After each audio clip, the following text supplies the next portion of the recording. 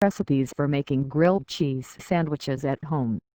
If you ask people about their favorite food or food, many will surely answer grilled cheese sandwich. Not surprisingly, it is a hearty meal or snack on its own, and it's extremely easy to arrange.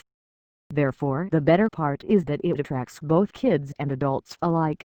Next time you are feeling love, make it even more delicious and inspect our delicious grilled cheese sandwich recipes. Grilled cheese with berries and apples. Ingredients: 8 slices of bread. 8 cheese slices. 2 red apples, dig thin slices. 4 tablespoons of spices, your favorite seasoning. 4 tablespoons butter at room temperature. How to prepare: Butter one side of every bread, then place 4 sides with butter during a plate. Put a slice of cheese on each slice, coat it with spices, and decorate with apple slices.